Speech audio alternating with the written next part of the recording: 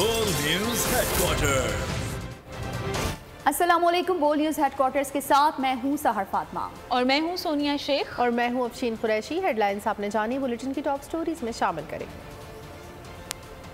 हुकूमत का आखिरी रोज।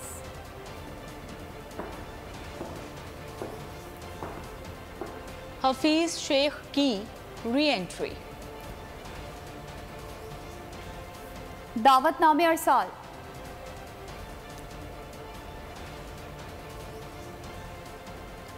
तालिबा से मुबैना ज़्यादती।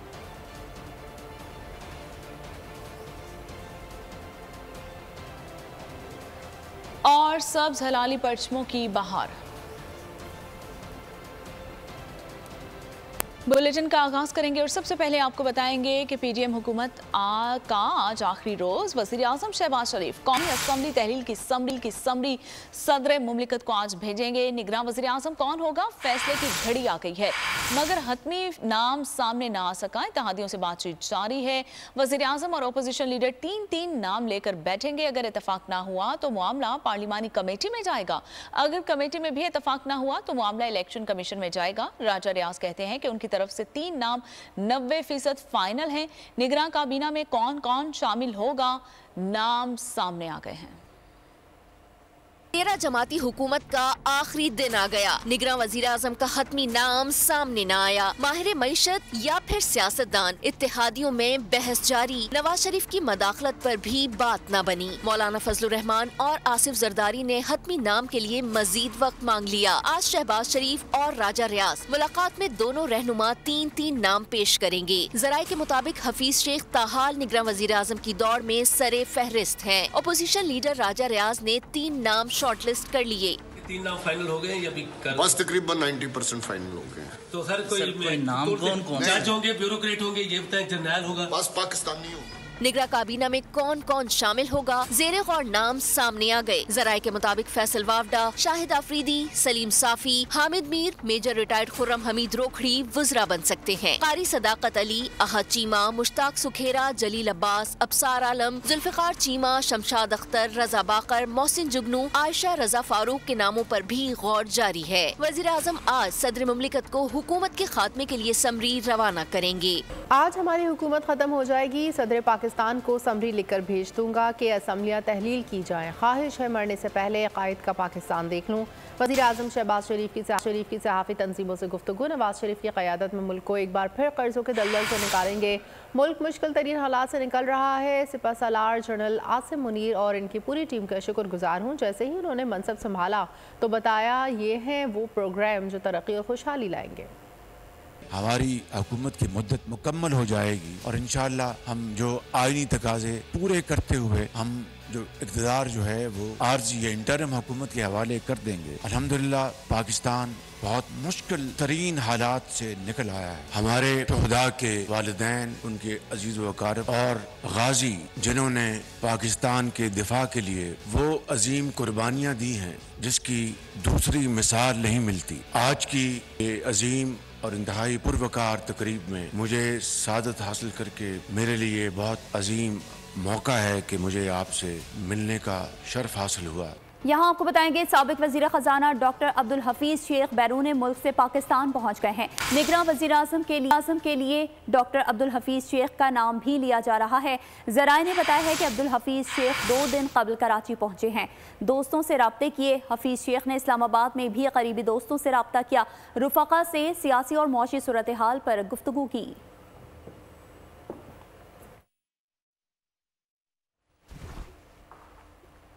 इलेक्शन में ताख़ीर हो सकती है लेकिन अगले साल के शुरू में हो जाने चाहिए। वज़ीर दिफा ख्वाजा आसिफ कहते हैं कि सितंबर तक महाजराई है, दर्जा हरारत नीचे ही नहीं आ रहा।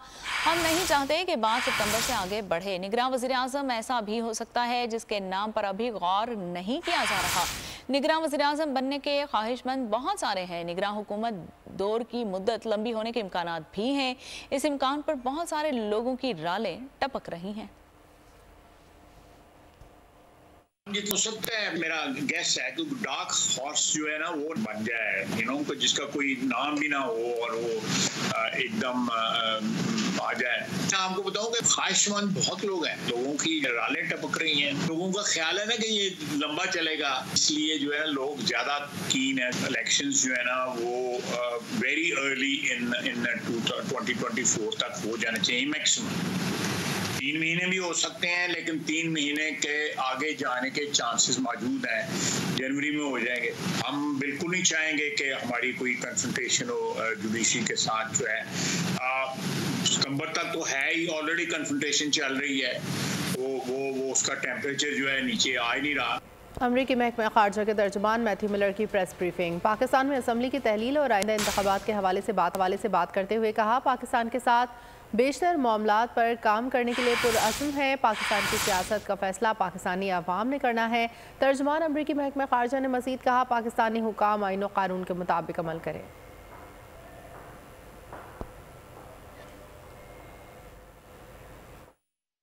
चेयरमैन पाकिस्तान पीपल्स पार्टी बिलावल भुट्टो जरदारी इस्लामाबाद पहुंच गए हैं। बिलावल भुट्टो निगरां वज़ीर आज़म के लिए मुशावरत में शरीक होंगे। ज़राए का कहना है कि आसिफ अली जरदारी समेत पाकिस्तान पीपल्स पार्टी के दीगर रहनुमा भी मुशावरत में शरीक होंगे।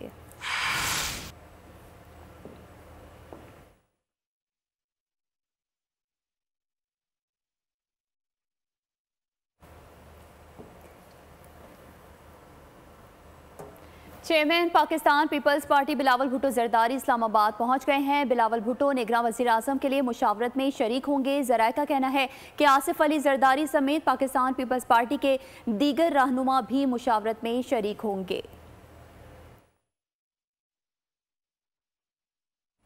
आज मौजूदा हुकूमत का आखिरी दिन है। अरकान कौमी असम्बली को अलविदाई शाही की दावत दे दी गई है और MNAs को ग्रुप फोटो और अलविदाई इशाइये में शिरकत की दावत दी गई है।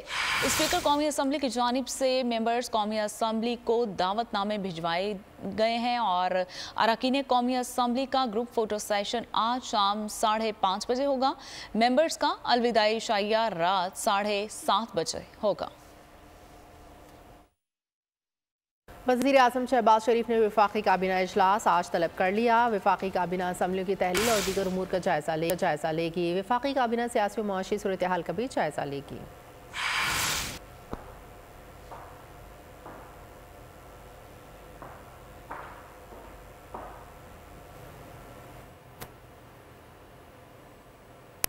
यहाँ आपको बताएंगे वजीर खारजा बिलावल भुट्टो जरदारी का कहना है कि पाकिस्तान पीपल्स पार्टी इलेक्शन से नहीं डरती है। जियाले हमेशा तैयार रहते हैं। हमारी हुकूमत चंद दिन की मेहमान है, फिर सब मिलकर इंतखाबी मुहिम चलाएंगे।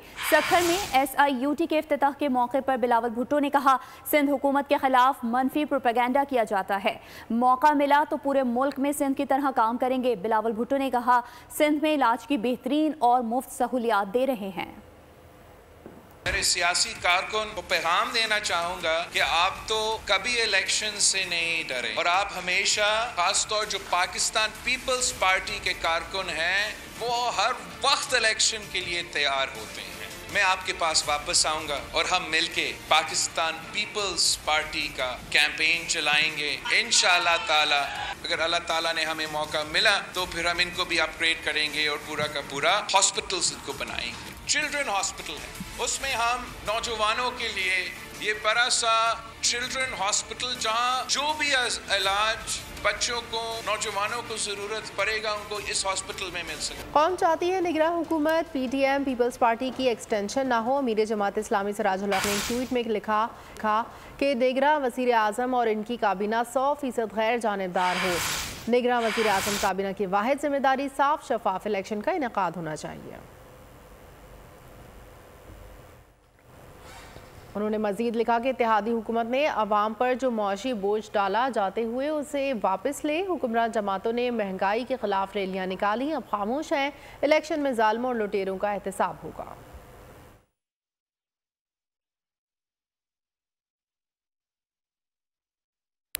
मियां मोहम्मद नवाज शरीफ बहुत जल्द वतन वापस लौटेंगे। मुस्लिम लीग नून की रहनुमा हिना परवेज भट्ट ने बोल न्यूज़ से लंदन में बातचीत करते हुए कहा कि लंदन और ओवरसीज़ पाकिस्तानियों की बड़ी तादाद भी कायद नून लीग के साथ पाकिस्तान पहुंचेगी। पार्टी के लाखों कारकुन लाहौर में मियां नवाज शरीफ का इस्तकबाल करेंगे।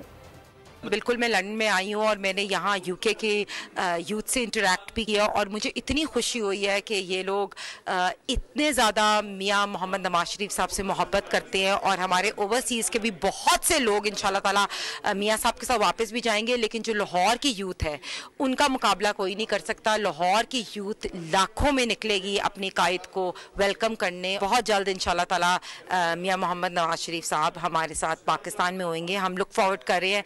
लोगों को मियाँ साहब से मोहब्बत भी बहुत है और लोगों को ये पता है कि he is the only leader who can take Pakistan out of this problem. Election commission ने चेयरमैन पीटीआई को 5 साल के लिए नाअहल करार दे दिया है। नोटिफिकेशन भी जारी कर दिया गया है।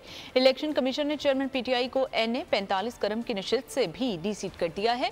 नोटिफिकेशन में कहा गया है कि चेयरमैन पीटीआई को आर्टिकल 63(1)H के तहत नाअहल करार दिया गया है। चेयरमैन पीटीआई करप्ट प्रैक्टिस के मुर्तकिब करार पाए हैं। चेयरमैन पीटीआई को 3 साल कैद और 1 लाख जुर्माना भी किया गया।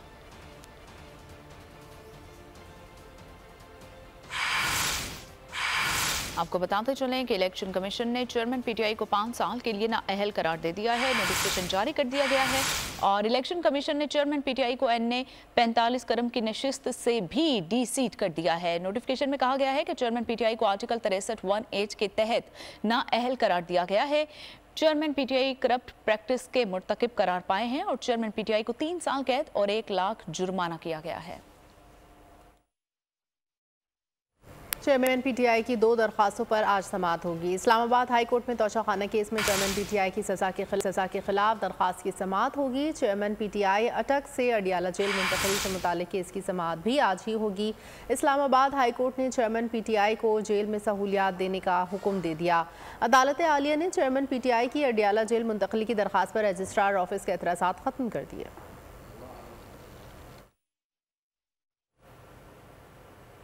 ख्वाजा हारिस हासिर हों। FIA साइबर क्राइम सर्कल ने चेयरमैन पीटीआई के वकील को तलब कर लिया है। FIA ने ख्वाजा हारिस की तलबी का नोटिस भी जारी कर दिया। नोटिस के मुताबिक पेश ना होने की सूरत में समझा जाएगा कि आपके पास दिफा में कहने को कुछ नहीं है। जज हिमायू देवलावर से मंसूब जाली सोशल मीडिया स्क्रीनशॉट के मामले पर चेयरमैन पीटीआई के वकील नईम पंजोथा भी गुज़िश्ता रोज़ FIA में पेश हुए, जिनसे 8 घंटे तक तफ्तीश की गई थी। वज़ीर आज़म का शहदा को खिराज अक़ीदत। GHQ में मुनक़िदा तकरीब से खिताब में कहा कि शहदा और गाज़ी हमारा फ़ख्र हैं और उनकी इज़्ज़त और तकरीम हर पाकिस्तानी पर लाजिम है। हमें भूलना चाहिए कि आज हम जिस मुकाम पर और खड़े हैं और आज़ादी से लुत्फ़ अंदोज़ हो रहे हैं वो इस मिट्टी के उन बहादुर बेटों की लाजवाल कुर्बानियों की वजह से है। क़यामत तक दुश्मन पाकिस्तान की तरफ मैली आंख से नहीं देख सकता। और वज़ीर आज़म ने आर्मी चीफ की खिदमत को सराहते हुए कहा कि जनरल मुन्नीर और उनकी टीम का शुक्रगुजार हूँ। सिपा सालार ने जैसे ही मनसब संभाला बगैर वक्त ज़ाया किए उन्होंने कहा कि SIFC पाकिस्तान को आगे बढ़ाने का प्रोग्राम है। GHQ में वज़ीर आज़म को गार्ड ऑफ ऑनर भी पेश किया गया। वज़ीर आज़म ने यादगार शहदा पर फूल भी रखे। कराची फिश हार्बर फैक्ट्री में एमोनिया गैस का सिलेंडर फट गया। जहरीली गैस के खराश से 40 से ज़ायद मुलाजमीन बेहोश हो गए। इत्तला मिलने पर रेस्क्यू इदारों ने पहुंचकर मुतासरीन को मुख्तलिफ अस्पतालों में मुंतकिल किया। अनीमिया गैस जो है वो इसके अंदर जो होती है जिसकी वजह से फटा है, तो उसकी इस्माइल से तकरीबन जो है वो 25 से 26 खवातीन हैं ज़्यादातर, क्योंकि वो खवातीन पैकिंग के प्रोसेस में होती हैं, तो इसलिए वो मुतासर हैं, तो वो उनको नीम बेहोश हालत में हॉस्पिटलों में रेस्क्यू किया। जो बताए जाते हैं रिसोर्सेज वो अमोनिया गैस की जो है वो ब्लास्टिंग बताई जा रही है। अभी एक चीज़ इम्पॉर्टेंट है इसमें मैं ज़रूर ये कहना चाहूँगा इस वक्त के बार फिर स्टैंडर्ड ऑपरेटिंग प्रोसीजर्स को जो है वो दोबारा रिविज़िट करें, ताकि जो है वो मुस्तकबिल करीब में कोई इस तरह के छोटे मोटे वाक़यात पेश ना आए, वरना इससे जानी नुकसान भी हो सकता है। खबर शामिल करेंगे जराइम की दुनिया से, जहां योग के इलाके मुर्गा कब्ज़ई में आम दुश्मनों का वार। CTD की बरवक्त कार्रवाई से फायरिंग के तबादले में 3 हमलावर मारे गए हैं। हमलावरों की फायरिंग से 2 अहलकार भी जख्मी हो गए। हलाक हमलावरों का ताल्लुक कलदम तंजीम से है। कोयटा में सरियाब रोड केची बेग में फोर्सेस की चेक पोस्ट पर शरपसंदों ने दस्ती बम से हमला कर दिया। 2 अहलकार जख्मी हो गए। दोनों जख्मियों को अस्पताल मुंतकिल कर दिया गया। उधर कोयटा में मशरुकी बाईपास नामालूम अफराद की फायरिंग का जाँ बहक हो गया है। फैमिली मोटरसाइकिल पर जा रही थी जब उन पर फायरिंग की गई। कत्ल की वजह मालूम नहीं हो सकी। वज़ीर दाखिला ने मुल्ज़िमान की फौरी गिरफ्तारी का हुक्म दे दिया है। लाशें मेडिकल लीगल कार्रवाई के बाद बुरिसा के हवाले कर दी गई हैं और इब्तदाई तफ्तीश के मुताबिक वाक़या ख़ानदानी रंजिश का शाखसाना है।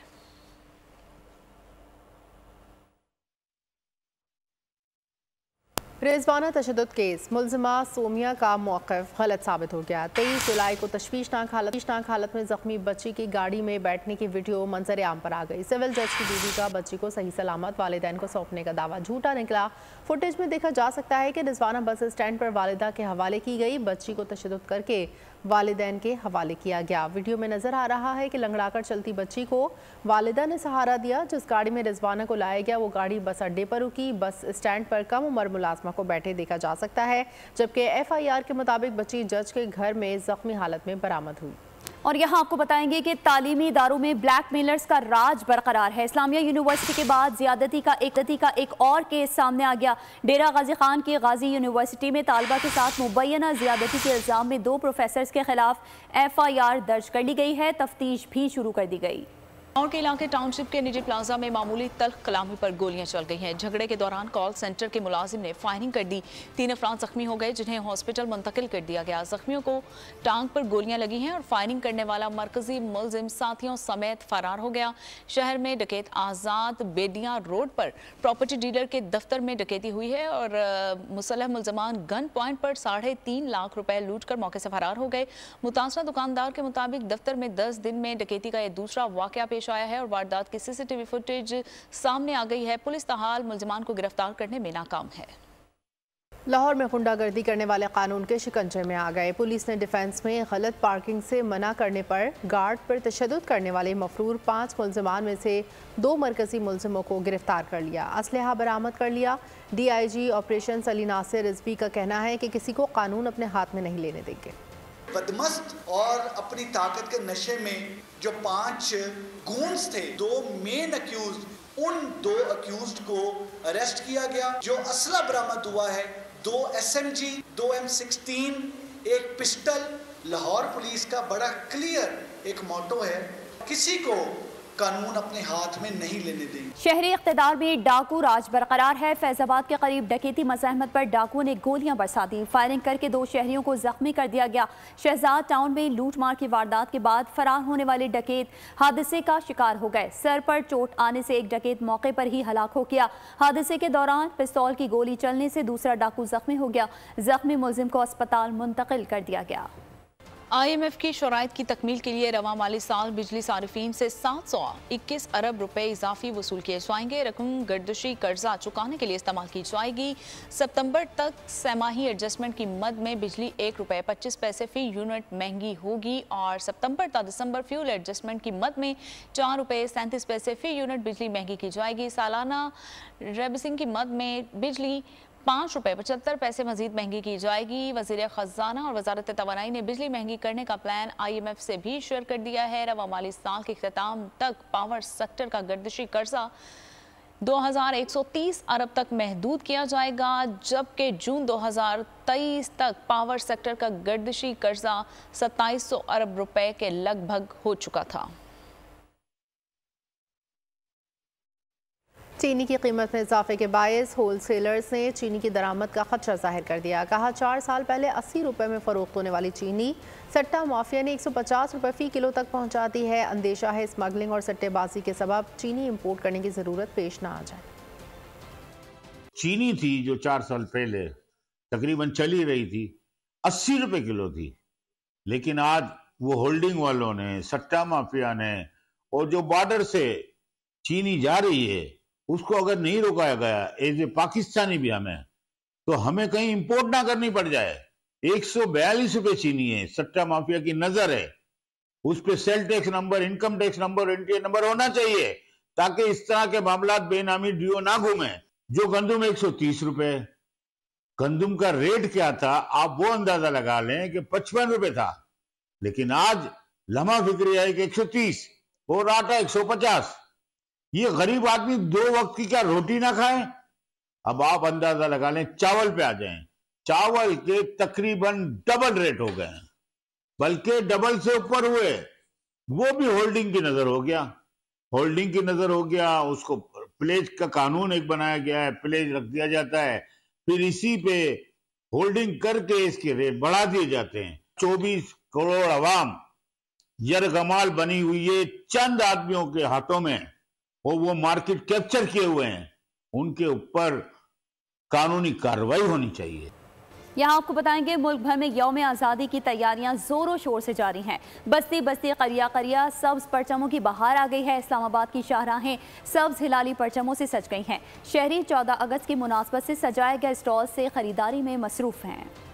अल्लाह इस दफ़ा बच्चे आए हैं हमारे साथ, और उसके लिए खरीदारियाँ कर रहे हैं, लगा रहे गाड़ियों के ऊपर झंडे वगैरह लगा रहे, और भरपूर तरीके से हम 14 अगस्त को मनाएंगे इंशाल्लाह। ये अब्बू के लिए लिया है ताकि वो बाइक पे लगा सकें, और गाड़ी के लिए बड़ा झंडा भी लेंगे ताकि गाड़ी पे लगाएंगे। 14 अगस्त भरपूर तरीके से मनाएंगे। उन्हें बच्चों के साथ लेके आया है और इनके लिए ख़रीदारी कर रहे हैं, और अल्हम्दुलिल्लाह हम खुश हैं। ख़रीदारी करने की बेज वगैरह ही हैं, और बेजीज हो गए, झंडे वगैरह हो गए, ये लगाना है।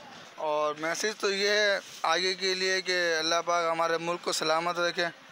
साबिक चेयरमैन पीसीबी रमीज राजा जबरदस्त हिस्से मिजाह के मालिक चुटकुले छोड़ने और बरजस्ता जुमलेबाजी में अपना सानी नहीं रखते। लंकन प्रीमियर लीग मैचेस में रवां तबसरे के लिए श्रीलंकन मौजूद और बाबर आजम की तारीफ करते हुए कहा कि मैं उनसे बहुत मोहब्बत करता हूँ, उनसे शादी का ख्वाहिशमंद हूँ।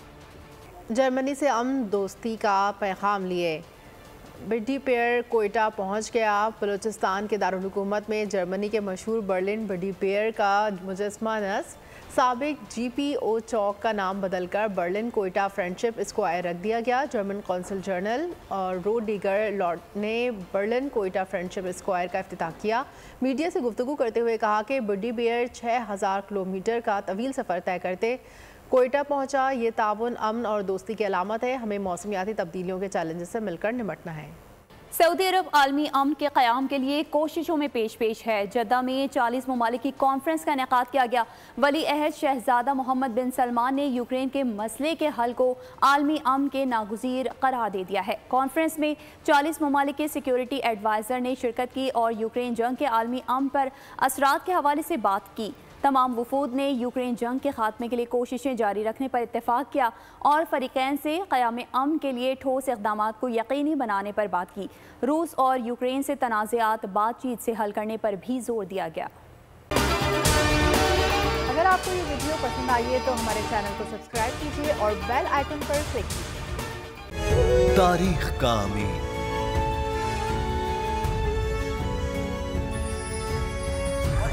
आजादी की अलामत,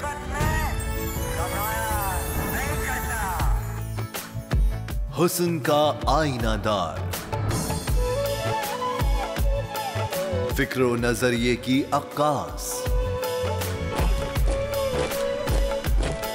सरफराजी का गवाह, यानी हम सबका निगहबान पाकिस्तान।